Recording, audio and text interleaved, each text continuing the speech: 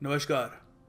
How to be at peace and create your own heaven on earth. किस तरीके से आप धरती पर अपने खुद की जन्नत बना सकते हैं। बहुत भारी शब्द है ना। हाँ देखिए, ये एक मोटिवेशनल वीडियो नहीं है, you can do it, come on. नहीं, इस वीडियो को बनाने का मकसद था कि एक किताब जो मैंने पढ़ी थी कुछ हफ्ते पहले, the four agreements by Don Miguel Ruiz, उस किताब में जो भी मैंने सीखा, जो भी मैंने पढ़ा, वो मैं आपके साथ शेयर कर पाऊँ। बहुत ही खूबसूरत किताब है, अगर आपके पास समय मिले तो ज़रूर पढ़िएगा। बहुत ज़्यादा बढ़िया किताब है। बेसिकली उस किताब में एक तरीके से क्या कहूँ, गाइडलाइंस या इंस्ट्रक्शंस कह लीजिए, वो एग्रीमेंट्स कहते हैं, बट इट्स लाइक एक गाइडलाइन है कि किस तरीके से आप एक ज़्यादा पीसफुल लाइफ बिता सकते हैं और किस तरीके से how you can be more काम। क्योंकि अगर आप प्लेसिड होंगे, अगर आपके मन में शांति होगी, only then you can actually focus on your work. अगर आप एक स्टूडेंट हो, बिजनेसमैन हो, you work whatever, until you are not at peace with yourself, आप एक्सेल नहीं कर सकते अपनी फील्ड में। So hopefully this video will be able to help you in that. शुरुआत करता हूँ। तो ये हैं वो 4 एग्रीमेंट्स। एग्रीमेंट्स क्यों? वेल देखिए, according to the author don Miguel Ruiz, उन्होंने कहा है कि हम सारी उम्र अपने साथ और भगवान के साथ, अपने आसपास जो लोग हैं उनके साथ एग्रीमेंट्स करते हैं। एग्रीमेंट शब्द उसकी लिटरल सेंस में मत लीजिए यहाँ पर। It has a bigger meaning here. Agreement का मतलब यहाँ पर ये है कि आप कुछ चीज़ें एक्सेप्ट कर लेते हैं कि हाँ ये ऐसे ही है, और वो चीज़ आपके साथ हमेशा रहती है। फॉर एग्ज़ाम्पल, हम पैदा होते हैं, हम लोगों को ये नहीं पता होता कि कब हंसना है, कब रोना है, बिहेव कैसे करना है। हमें धीरे धीरे स्कूल के थ्रू, पेरेंट्स के थ्रू डोमेस्टिकेट किया जाता है, और फिर हम सीखते हैं कि किस तरीके से सोसाइटी में बिहेव करना है, रहना है, क्या रूल्स हैं यहाँ के। So these are agreements. तो इस किताब में ऑथर कह रहे हैं कि वो आपको 4 नए एग्रीमेंट्स प्रेजेंट करते हैं, और अगर आप इन एग्रीमेंट्स पे काम करें, उन पे फोकस करें और प्रैक्टिस करें, तो आप सच में धरती पर अपनी खुद की जन्नत बना सकते हैं। तो ये आपके सामने 4 एग्रीमेंट्स हैं। Be impeccable with your word, don't take anything personally, don't make assumptions, always do your best. एक एक करके सब पे बात करते हैं। सबसे पहला एग्रीमेंट है be impeccable with your word. इसका मतलब क्या है? यहाँ पर ऑथर कह रहे हैं कि जो भी आपके मुंह से निकलता है, जो आप शब्द इस्तेमाल करते हैं, कोशिश करिए कि वो किसी को हर्ट ना करे, किसी के लिए बुरे ना हो। क्यों? क्योंकि यहाँ पर किताब में बहुत ही खूबसूरत तरीके से ऑथर ने समझाया है कि हमारे शब्दों में बहुत ताकत होती है। They are like spells. Spells आप समझ सकते हैं, एक ऑलमोस्ट जादू टोने की तरह होते हैं हमारे शब्द। कैसे?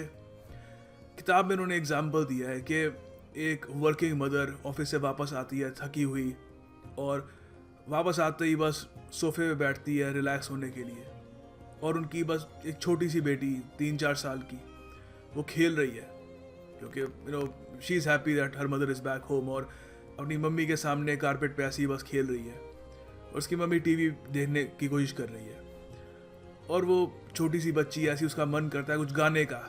शी फील्स लाइक सिंगिंग, और वो गाती है, और उसकी मदर टेंशन में होती है, सारा दिन ऑफिस में बिताया है, अंदर खूब सारी फ्रस्ट्रेशन होती है, और उनकी मदर के मुंह से निकल जाता है, कितनी खराब आवाज़ है, तुम मत गाओ, इतना बार बार मत गाओ तुम।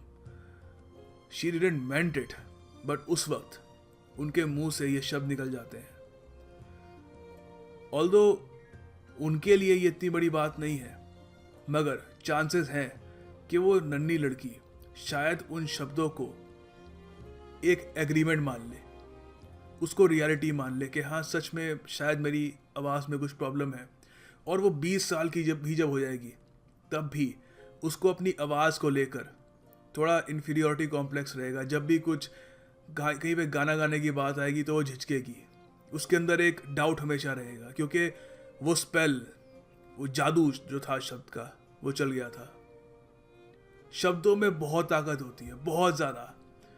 और इंटरनेट पे तो खैर लोग शब्द ऐसे यूज़ कर रहे होते, इतने भारी भारी कड़वे शब्द, देख के ही अजीब लगता है कि ये हो क्या रहा है ये। सो यहाँ पर ऑथर कहते हैं कि स्पीक विथ इंटेग्रिटी, वही बोलो जो आप कहना चाहते हो। कभी किसी को हर्ट करने की मंशा से मत बोलो, किसी के पीठ के पीछे उसकी चुगली मत करो, गॉसिप मत करो। हमेशा जो आपके पास ताकत है शब्द की, आप बोल सकते हो, उसमें बहुत ज़्यादा ताकत है, उसको हमेशा सच्चाई और प्यार के रास्ते में इस्तेमाल करो। दूसरा एग्रीमेंट है, डोंट टेक एनीथिंग पर्सनली। कुछ भी पर्सनली मत लो। लोग आपको कुछ भी कह सकते हैं कि अरे तू स्टूपिड है, तू ये है वगैरह। Don't ever take it personally. लोग जो भी आपको कहते हैं वो आपकी वजह से नहीं कहते हैं। वॉट अदर्स से and do is a projection of their own reality, their own dream. वो बेसिकली उनकी खुद की जो रियलिटी है, अंदर जो उनके चल रहा है, वो ही बयां करते हैं। इसका मतलब ये भी नहीं है कि क्रिटिसिज्म को बिल्कुल ही इग्नोर कर दो। कंस्ट्रक्टिव क्रिटिसिज्म हो तो उसको अंडरस्टैंड करो, उसको उससे इम्प्रूव करने की कोशिश करो खुद को। मगर काफ़ी बार हम देखते हैं, खासकर आज की दुनिया में, लोग बस एक दूसरे को बहुत कुछ कह देते हैं। जैसे मैंने आपको कहा, शब्दों की ताकत को नहीं समझते। सो ऐसी दुनिया में डोंट टेक एनीथिंग पर्सनली। खुद ये मत समझो कि मुझे पर्सनली वो कुछ कह रहा है। और जिस दिन आप इस एग्रीमेंट को प्रैक्टिस कर करके एक्सेप्ट कर लोगे कि I will not take anything personally. यार कोई मुझसे कितना भी अजीज हो, कितना भी प्यारा हो, मुझे कुछ भी बुरा कह दे, I won't take it personally. ठीक है, उसने कह दिया है, मैंने सुन लिया है, बट उसको मैं अंदर तक नहीं जाने दूंगा। When you are immune to the opinions and actions of others, you won't be the victim of needless suffering. आप बिना बात पे सफर नहीं करोगे, बिना बात पे तड़पोगे नहीं। तो ये बहुत जरूरी है। Don't take anything personally. तीसरा एग्रीमेंट मेरा पर्सनल फेवरेट है, Don't make assumptions. Don't make assumptions का क्या मतलब हुआ यहाँ पे? देखिए, लोग कई बार अपने आप कुछ चीज़ें मान लेते हैं कि हाँ यही हुआ होगा।